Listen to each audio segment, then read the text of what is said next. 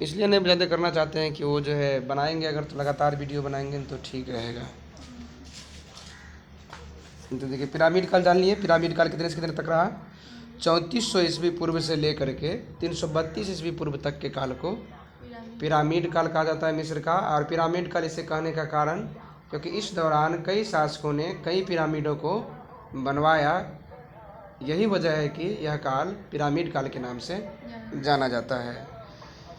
अच्छा, तीसरी सदी के ईस्वी पूर्व के आरंभिक समय में पूर्व राजवंशीय के पतन के बाद जोसेर के हाथ में मिस्र के सत्ता आई। तीसरे वंश की स्थापना हुई जो छठे वंश के ह्रास तक चलता रहा।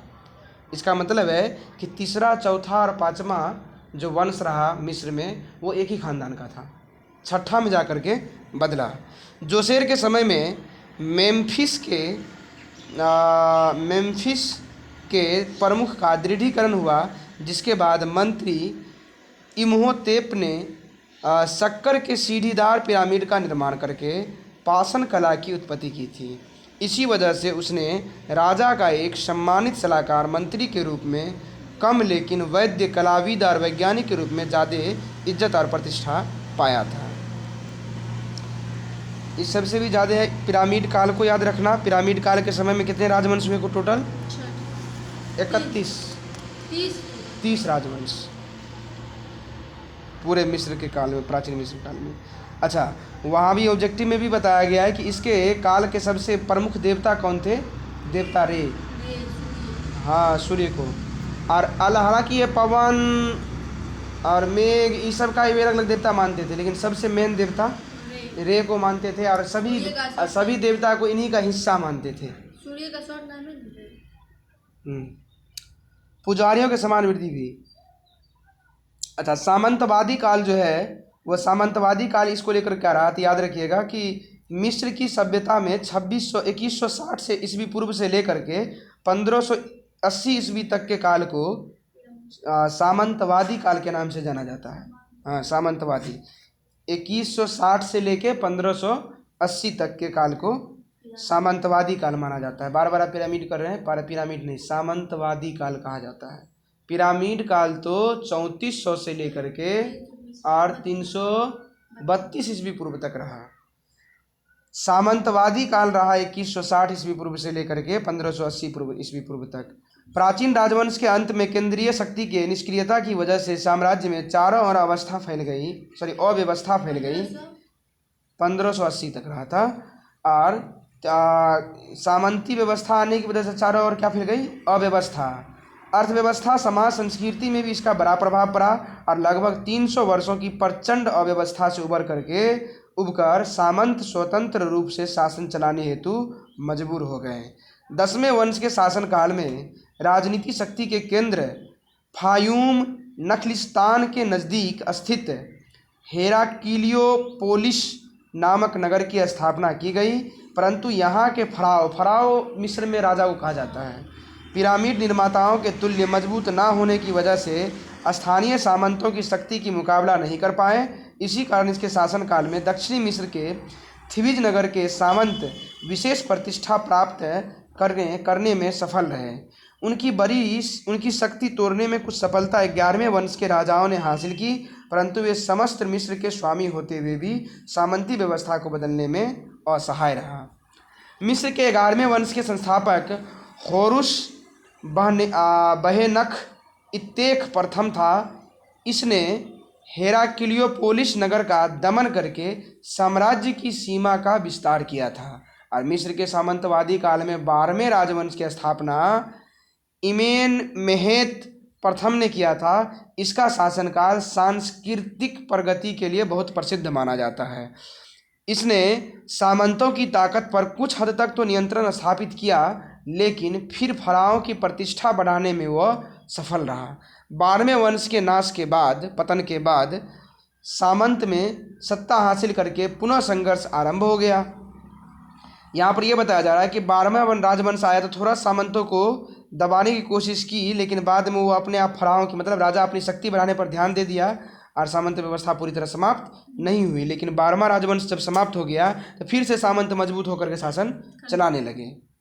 मिस्र की कमजोरी और विभाजन का लाभ उठा करके 2000 ईस्वी पूर्व में हिक्सोस नामक विदेशी आक्रांता आया और वो प्रजाति आ करके उस पर आक्रमण कर दिए और अधिकांश हिस्सों पर अपना अधिकार भी हासिल कर लिया। हिक्सोस ने मिस्र में अपने शासन की स्थापना कर 13वें राजवंश की स्थापना की और 12वें राजवंश में और वो सामंतों के बीच बढ़ते हुए कलेश को या फिर फूट को देख करके विदेशी एक आताताई थे या फिर जाति प्रजाति थे जिनका नाम था हिक्सोस। हिक्सोस ने आक्रमण किया और इस फूट का या मतभेद का लाभ उठा करके मिस्र के अधिकांश हिस्सों में अपनी शासन स्थापित कर लिया और कुछ दिनों के बाद 12वें राजवंश के नाश होने के साथ ही 13वां राजवंश उस हिक्सोस ने ही बनाया जो विदेशी आक्रांता थे। हिक्सोस ने ही 13वें राजवंश की स्थापना की। हाँ नहीं, 12वां वहीं का स्थानीय राजा थे, नहीं सामंत किससे ही जुड़ने वाले थे, लेकिन वो थे फराओ थे, राजा थे।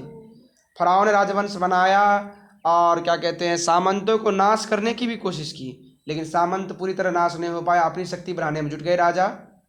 लेकिन जैसे ही 12वां राजवंश वहाँ नाश हुआ, थोड़े दिन के लिए सत्ता सामंतों के हाथ में आई, लेकिन सभी सामंत में मतभेद चलता रहता था। इसका खबर किसी विदेशी आक्रांतक प्रजाति को मिला जिसका नाम था हिक्सोस। हिक्सोस आक्रमण किए और अधिकांश क्षेत्र पर अपना कब्जा जमा करके छोटे छोटे सामंतों को हराते हुए और बड़े सामंतों को भी हरा करके वो अपना राजवंश बना दिया, 13वां राजवंश। मतलब 13वां राजवंश बनाया उस विदेशी आक्रमणकारी हिक्सोस ने। अब आता है कि हिक्सोस ने मिस्र की प्रशासनिक मॉडल की नकल करके स्वयं धार्मिक प्रकृति को फारों के रूप में प्रस्तुत किया और इस प्रकार उन्होंने मध्य कांस्य युग संस्कृति में मिस्र के तत्वों को अंतर्विष्ट किया। हिक्सोस सांस्कृतिक दृष्टि से मिस्रवासियों से बहुत पिछड़े हुए थे, परंतु वे अश्वों और रथों के प्रयोग से बहुत परिचित थे। इसी वजह से मिस्र को लगभग 200 वर्षों तक उन्होंने अपने अधीन में रखा और 13वें व 14वें राजवंश के शासकों के नाम के अलावा उनके कार्य अंधगर्त में है। वहीं 15वें, 16वें और 17वें राजवंश के नाम के विषय में किसी भी प्रकार की जानकारी नहीं मिलती है। आगे चल करके हिक्सोस प्रशासन के अत्याचारों से उब करके मिस्रवासियों ने विद्रोह कर दिया 1580 में और पूरे देश से बाहर निकाल दिया हिक्सोस को। इसका मतलब हिक्सोस एंटर करता है 13वें राजवंश के रूप में, 14वें में करता है, 15वें, 16वें और 17वें में भी शायद किया होगा, लेकिन इसकी कोई जानकारी इतिहासकार के पास नहीं है। बस इतना जानकारी है कि 13वें, 14वें में जरूर हिक्सोस ने ही किया। लेकिन 18वें, ये 1580 ईस्वी ईस्वी पूर्व आते आते वह हिक्सोस के प्रशासनिक ढांचाओं से और उनके शासन से परेशान हो चुके थे मिस्र के निवासी। उन्होंने आंदोलन किया और विद्रोह करके पूरे हिक्सोस के प्रशासन समेत सत्ता को उखाड़ फेंक करके देश से बाहर कर दिया। अब आता है साम्राज्यवादी काल के बारे में जानकारी, मतलब मिस्र में प्राचीन मिस्र के साम्राज्यवादी काल। तो अभी तो हम जान चुके हैं कि सामंतवादी और हिक्सोस युग के बाद 1580 ईस्वी पूर्व से लेकर के 332 ईस्वी पूर्व के समय को साम्राज्यवादी काल या नए साम्राज्य की संज्ञा दी जाती है। 16वीं शताब्दी ईस्वी पूर्व के पूर्वार्ध में हिक्सोस के निरंकुश शासन के विरुद्ध मिस्र में हिक्सोस विरोधी आंदोलन हुआ और यह आंदोलन थिब्ज के सेकेनेरे तृतीय और कीभीस के समय आरंभ हुआ था। इस आंदोलन को गतिशीलता फारो के 18वें वंश के संस्थापक अहमोस प्रथम के शासन के दौरान मिला। अहमोस प्रथम 1580 से लेकर 1557 ईस्वी पूर्व तक राज किया था। यहमोस प्रथम ने हिक्सोस आक्रमणकारियों को शिकस्त देने के लिए मजबूत सेना का व्यवस्था किया और लगभग 1555 ईस्वी पूर्व में थेब्स की सेना ने इतनी अधिक शक्ति एकत्रित कर ली थी कि हिक्सोस के विरुद्ध आंदोलन छेड़ दिया, जो 30 से अधिक साल तक चलता रहा और आखिरकार अहमोस प्रथम ने भोस का उत्तराधिकारी था के द्वारा सफलतापूर्वक छेड़े गए अभियान में हिक्सोस को अस्थायी रूप से खत्म करके देश से बाहर कर दिया। ओमेन होतेप प्रथम के बाद अब उसके बाद शासन करने आया ओमेन होतेप। उसके बाद तुथमोस प्रथम उसका उत्तराधिकारी बना, ओमेन होतेप का उत्तराधिकारी। और तुथमोस प्रथम ने सीरिया पर सफल आक्रमण करके कार्केमिस तक अपना सत्ता को स्थापित किया था। तुथमोस प्रथम के बाद उसकी पुत्री हतशेपसुत सत्तारूढ़ हुई और हतशेपसुत ज्ञात स्रोतों के आधार पर विश्व इतिहास की प्रथम महिला शासक बनी थी। अब हम लोग जान लेते हैं कि सिंधु नील नदी घाटी की सभ्यता के सामाजिक और धार्मिक प्रकृति के बारे में। पहले जानते हैं सामाजिक प्रकृति के बारे में, क्योंकि मिस्र की सभ्यता के बारे में यदि हम जानकारी लिखें तो मिस्र की सभ्यता के बारे में मिस्र की सभ्यता लिख देंगे, इसके अलावे पिरामिड का काल लिख देना है, और मिस्र की सभ्यता पनपी कहाँ से, किस नदी ने जन्म दिया इसको, वहाँ का ढांचा कैसे रहा, कैसे मिस्र वहाँ उसके किनारे बसा, और मिस्र का ज़मीन कैसा है, वहाँ की भौगोलिक दशा का है, इतना बता दीजिएगा तो हो गया, पूरे बताने की ज़रूरत नहीं है इतना कहानी। इसके अलावा जो इसके मुख्य केंद्र बिंदु हैं उनको जानते हैं। इनके मुख्य केंद्र बिंदु है सामाजिक प्रकृति, धार्मिक प्रकृति। हम टॉपिक शुरू करते हैं सामाजिक प्रकृति, जिसको VVI लिया जाए। मिस्र के शासक फराव कहलाते थे और प्रजा पर इनकी सत्ता निरंकेश थी। राजा फराव को प्रशासनिक कार्यों में परामर्श देने के लिए सरू नामक परिषद होते, जैसे अपने यहाँ होता है मंत्री परिषद, इसी तरह से वहाँ से सरू नामक परिषद हुआ करते थे जो राजा को सलाह दिया करते थे। राजा को वहाँ फराव के नाम से जाना जाता था। प्रशासनिक सुविधा के लिए मिस्र लगभग 40 प्रांतों में बटा हुआ था। जैसे कि भारत अभी 29 राज्यों में 28 राज्यों में जिस तरह से बटा हुआ है, इसी प्रकार से शुरुआती दौर में जो है फराव ने मिस्र को चलाने के लिए लगभग 40 प्रांतों में बांट दिया था। प्रांत को वहाँ नोम के नाम से जाना, जैसे अभी प्रांत यहाँ राज्य कहलाता है, वहाँ नोम कहलाते थे। मिस्र साम्राज्य के बड़े बड़े शहरों पर शासन फराव द्वारा ही नियुक्त अलग अलग अधिकारी होते थे। वहाँ अलग अलग अफसर।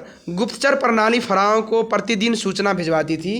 राजा ने अपने प्रशासनिक व्यवस्था के तहत मिस्री समाज में सामंजस्य स्थापित करने का प्रयास किया। साथ ही मानवीय संबंधों के नियमन के लिए राज्य को व्यापक कानून बनाने हेतु प्रेरित भी किया। नील नदी घाटी की सभ्यता प्राचीन मिस्र की सभ्यता की सामाजिक इकाई परिवार थी और परिवार में वैवाहिक प्राधान्य के तत्व मौजूद थे। परिवार में माता पिता, भाई बहन, पुत्र पुत्री आदि सभी एक साथ रहते थे। प्रत्येक व्यक्ति की केवल एक ही पत्नी हो सकती थी और उसी की संतान को परिवार की संपत्ति का अधिकार भी होता था। फराव भी इस नियम के अपवाद नहीं थे, उन्हें भी एक ही पत्नी रखने का अधिकार था, परंतु कुछ समृद्ध पुरुष जो होते थे वह कुछ उपपत्नियां रखते थे, मतलब पत्नी के अलावे कुछ पत्नियां रखते थे। केवल समृद्ध लोग, बाकी के लिए सबके लिए सेम नियम था। हालांकि परिवार से संबंधित भी इस नियम के अपवाद नहीं थे, परंतु समृद्ध पुरुष केवल उपपत्नियां रखते थे। कोई वैधानिक कानून और लेखनबद्ध साक्ष्य मौजूद नहीं है इस बात का। ऐसा ज्ञात है कि पहले मिस्र के परिवार मातृप्रधान होते थे, जो कि बताया भी गया है, लेकिन हिक्सोस के शासनकाल में पितृसत्तात्मक हो गया था। ये बात याद रखिएगा। हिक्सोस कौन? वही विदेशी आक्रमणकारी। बाकी उससे पहले कैसा था? तो मातृसत्तात्मक था। हिक्सोस के काल में पितृसत्तात्मक, ऑब्जेक्टिव भी बन सकता है, किसके काल में पितृसत्तात्मक हुआ था। फिर भी मातृ प्रधान तत्व यहाँ मौजूद था। अगर हिक्सोस काल में पितृसत्तात्मक सत्ता हो भी गई कि बाप के बाद बेटा राजा बनेगा, तो माता की वैल्यू कम अभी तक नहीं हुई थी, जायदाद के मालिक होते थे। मिस्र समाज में 7 वर्ग विभाजित थे: राज परिवार, दरबारी, पुरोहित, व्यापारी, व्यवसायी, कृषक और सर्फ एवं दास। इन 7 वर्गों के स्तरीकरण के अनुसार 3 श्रेणियां भी बटी हुई थी। इन 7 को 3 श्रेणी में बांटा हुआ था। 7 वर्ग थे और इन 7 को 3 ग्रुप में बांटा हुआ था। कुलीन ग्रुप, जो उच्च ग्रुप और मध्यम ग्रुप, उच्च मध्यम कह सकते हैं, और तीसरा निम्न ग्रुप कह सकते हैं। कुलीन, उच्च मध्यम और तीसरा निम्न। प्रथम कुलीन उच्च वर्ग की श्रेणी में, जिसमें सम्राट आते थे, पुरोहित आते थे, सामंत आते थे और जमींदार आते थे, राज्य के बड़े बड़े अधिकारी आते थे। उच्च श्रेणी में, याद रखिए, कुलीन में, सॉरी। इस श्रेणी को प्रशासनिक और आर्थिक दृष्टि से समाज में विशेष सम्मान दिया जाता था। पुरोहित एवं सामंतों की संख्या में एक समान वृद्धि भी हो रही थी। ये ही भूमि के मालिक भी होते थे और राज्य के टैक्स भी, ये लोग राज्य में टैक्स नहीं देते थे, देश में टैक्स से मुक्त थे ये लोग। इन्हें राज्य का विशेष अधिकार प्राप्त था, इनकी देखभाल खास की जाती थी। ये राजमहलों के शान शौकत में रहते थे। इनका जीवन बड़े ही ऐश्वर्य वैभवपूर्ण था, ऐशो आराम में गुजरता था। किसका? पुरोहित वर्ग का, सम्राट वर्ग का, सामंत का, जमींदार का और राज्य के बड़े बड़े अफसरों का। न्यायिक व्यवस्था भी इन्हीं के अंदर आती थी। मिस्र का समाज न्यायिक समानता की अवधारणा पर आधारित थी, जहां राजा मतलब फराव न्यायिक निर्णयों का प्रतिमान करता था। फराव सामंतों को निःशुल्क भूमि आवंटन करता था, बिना किसी पैसे शुल्क के। इस भूमि को सामंत कृषक को देते थे और उससे खेती करवाते थे और दासों की सहायता से खेती करवाते थे, गुलामों की सहायता से। मिस्र के समाज में दूसरा श्रेणी आता है, मध्यम श्रेणी कह लीजिए इसे। इसमें कौन कौन आते थे? तो व्यापारी, शिल्पी, लिपक, स्वतंत्र कृषक और कारीगर आते थे। आर्थिक सामाजिक सम्मान की दृष्टि से इनका भी महत्व कुलीन की तुलना में कम था, लेकिन था ठीक ठाक। इनके जीवन स्तर भी अच्छा लगभग ठीक ठाक रोजी रोटी इनकी या मान सम्मान इनको मिल जाता था। मिस्र के समाज में अंतिम श्रेणी में कौन आते थे? तो सर्फ कह लीजिए, जो वहाँ के निचले तबके के लोगों को कहता था, नीचे जाति के लोगों को सर्फ और दास, मजदूर, किसान, ये लोग निर्धन वर्ग में आते थे। इस श्रेणी की स्थिति खराब थी वहाँ पर। इनके जीवन स्तर निम्न कोटि का था। इस श्रेणी को भू स्वामित्व का अधिकार नहीं था, जमीन रखने का अधिकार नहीं था। ये जमींदारों की जमीन लेके खेती करते थे लीज पर। सामंतों और जमींदारों द्वारा इनका शोषण भी किया जाता था। मजदूर, सर्फ और दासों की अत्यंत शोचनीय अवस्था थी वहाँ। निर्माण कार्य में लगे मजदूरों को ज़्यादातर अनाज और जौ के रूप में ही भुगतान किया, उन्हें पैसा भी नहीं दिया जाता था। केवल जौ गेहूँ दे करके लोग उससे काम करा लेते थे। केवल उनके जीवित मात्र रहने के लिए काफ़ी था ये। निर्माण कार्यों में लगे श्रमिकों के लिए मौद्रिक प्राश्रमिक के साक्ष्य में शायद ही कहीं प्राप्त होते होंगे। इन्हें जल्दी मौद्रिक के रूप में इनका पेमेंट मिलता इन्हें नहीं था। दूसरा टॉपिक हम जानेंगे अब इसके बाद। ये सामंत, आप सुन रहे थे सामाजिक प्रकृति के बारे में।